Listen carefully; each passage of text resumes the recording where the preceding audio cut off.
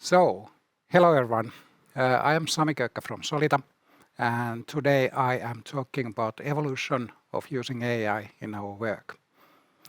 We often talk about AI as one thing, but we have learned that AI actually has two different phases, and understanding both is important for anyone working in our field. The first phase is efficiency AI. It's about doing more with less, about productivity boost, automation, optimizing, streamlining, and so on.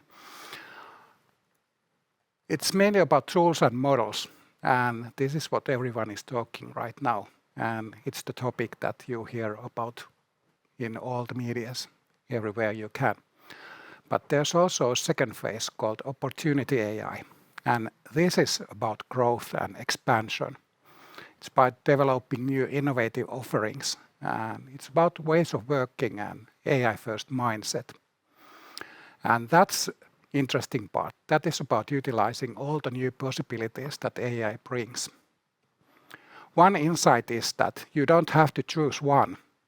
Instead, both are needed. Both are equally important, but they are different aspects of the same thing. We can use the resources we are saving with efficiency, and we can use that to fund opportunity. Let me show our journey, how we have gone forward with Solita about these ones. Our journey started about 2 years ago. We had a experiment called Twin Project, where we took an existing project with a client and redid everything with GenAI tools. Our purpose was to find out whether it's good to work with GenAI tools. Will it be a success? Will it be a big failure about GenAI being nothing special? Or is it something new? We tried all the tools, but it was something new. What we found out that the most important result wasn't a tool at all. It was a method called Collab AI. Collab AI is a way of working together. We have a small teams working on a single computer. There's one person on the keyboard, everyone else is participating, and everyone is focusing on one single thing, only one computer in the room. We are working in 15-minute sprints and 1-hour sessions. So the speed is very, very fast, but we get lots of results. Then we have the AI part in there. The team is using AI assistant. That's bringing domain knowledge. It's speeding up creating things, and you can ask quick prototypes, quick documents. You can ask it to do programming for you. This means that people don't spend time waiting, but instead people are letting ideas flow. People are iterating. In 15 minutes you can do a lot if AI is helping you, and then you can experiment on different things. And of course you can do lots of mistakes as well. You can try out things and see what works and what works not. In Collab AI, teams quickly produce concrete results and are able to try out and test multiple ideas. Time has gone forward, and Collab AI is now something with what we do regularly with clients and in internal work as well. There are dozens of Collab AI projects going on right now. It's a very powerful method, and it's giving us lots of quick results and lots of insight, and we are able to move fast. We also quickly found out that the assistants we are using with Collab AI, they are not single use. Instead, when we are building an assistant for Collab AI session, loading it with domain knowledge, loading it with facilitation skills and so on, it can be used later on as well in another meetings. Perhaps the clients want to have more Collab AI sessions. And that is something that is bringing value to future workshops and meetings. We are evolving the assistants, and they are getting better all the time, and we have lots of experiments with those ones. Let me next tell you how this changes our approach to working with AI. Many times when you are measuring the results of AI, you have these simple metrics. You have active users, time saved per developer, so on. But we call these vanity metrics. They really don't mean actually anything. What is interesting is that we are concentrating on what value we are creating, what impact we are creating. Next generation AI gives humans resources to do high-value things. We have ability to iterate, co-create, try out things, and explore possibilities. We can make quicker decisions, and that brings us clarified direction. And what this translates into is learning and actual real impact. Let me show you a concrete example of what we are doing right now with next generation assistants. We have a Solita health rec-proof assistant, which purpose is to take requirements and turn them into documentation and tasks using AI. The traditional assistant, the chatbot-like assistant, would be that you have human, which is talking with AI, giving it instructions and getting results back. But we have expanded the assistant to connect with two-way integration to various kinds of domain knowledge systems. It's connected to Obsidian note-taking software.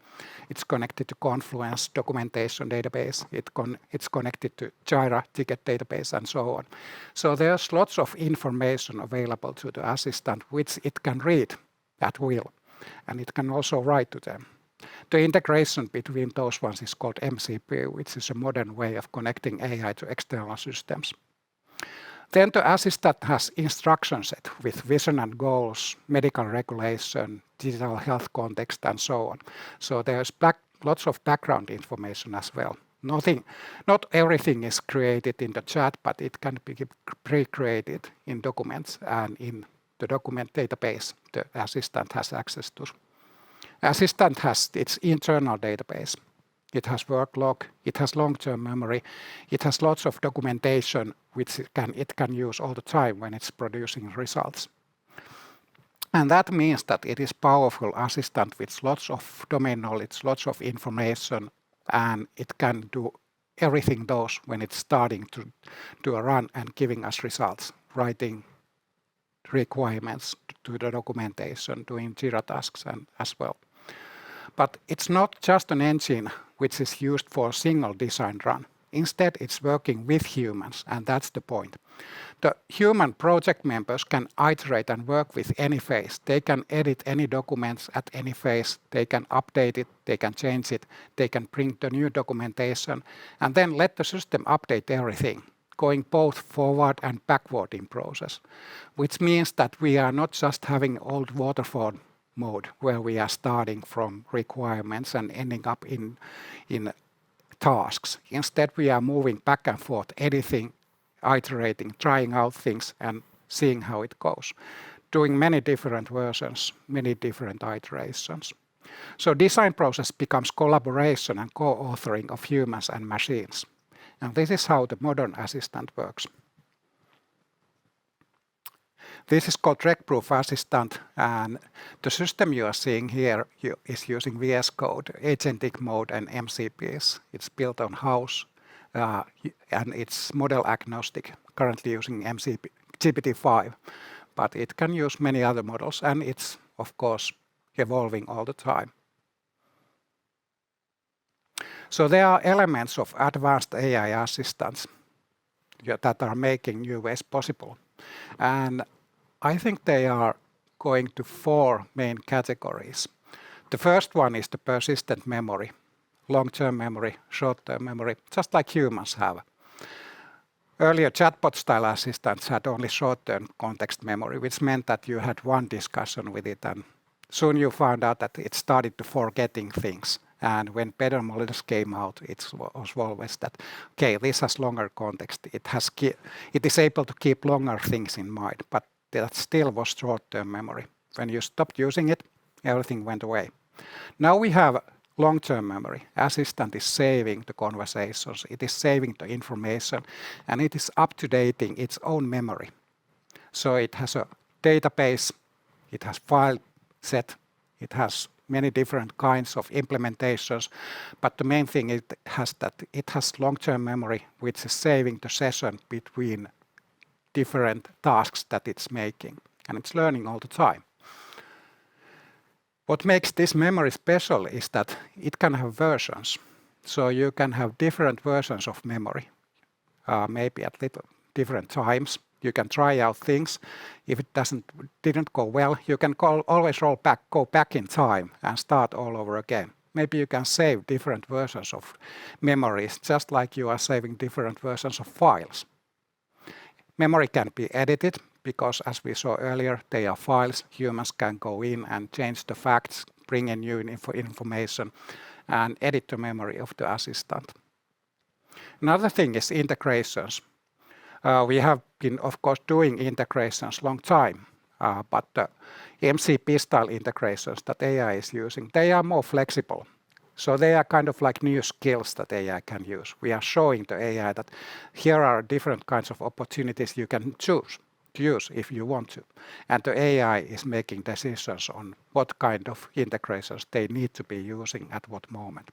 Of course, we can have more explicit instructions saying that this is the one you have to use always. This is more important information and so on. Then we have what I call pluggable knowledge vaults, which means that you can add knowledge to the assistant. You can have different kinds of sets of domain knowledge. For example, when we are starting to use new agent with Collab AI session, we are getting information packages from the client, which are describing the information from the client point of view, their own necessary information that the assistant needs to know. We can plug that in and instantly increase the knowledge of the assistant. Humans can bring their own knowledge ecosystems in as well. Let's say I have a set of nodes that has lots and lots of jacket information I have been collecting throughout years. What if I'm able to connect those nodes to the assistant when I'm entering the meeting? Suddenly the assistant knows what I'm knowing, and its knowledge is again increased. We have different kinds of knowledge ecosystems that can expand the functionalities of assistants. And the fourth one, that's a little bit sci-fi at the moment, but we are getting there quite fast. We have specialized skill. We can have assistants that are launching new assistants themselves. We are spawning agents, and suddenly you can find out that you don't have single AI, but you have AI that has started up 100 different AIs with different skills, doing different kinds of things. And our AI is functioning as a project manager, handling information between those assistants. So we have swarms of agents. And those can be different kinds of ones. Some are locally run, some are big cloud models, some are specializing, some are tackling larger issues. We have language models and so on. All of these share the knowledge ecosystem, and this is the main thing. We have lots of knowledge available, and now agents are able to utilize and update them. It's not just about better tools. It's about the main thing is about fundamentally different ways of working. So it's not just about tools. When we are taking a look at quick wins we are getting from AI, we get, of course, local speed, we get faster coding, we might get more tickets closed, we get isolated automation and so on. But the main thing, the big thing that is coming out are the collaborative workflows. And these are combinations of Collab AI and assistants. The integration is changing from execute this task more towards to help me explore this problem space. They are assistants. They are working with us. They are not our slaves. And the humans are not slaves of AI. Instead, we are together solving things. This change in interaction, that's where the real opportunity lies. The combination of efficiency and opportunity AI. That's not theoretical. It is happening in our project today. And that's changing how we are approaching complex problem solving. So if you are interested in exploring this further, I encourage you to think about your own workflows. Where could you apply these concepts? You don't need a big transformation program to get started. You don't have to start big, large projects and design everything from the scratch. It's enough to begin moving. Go from vanity and sub-optimization and go towards genuine impact. Let's start with an experiment. Thank you.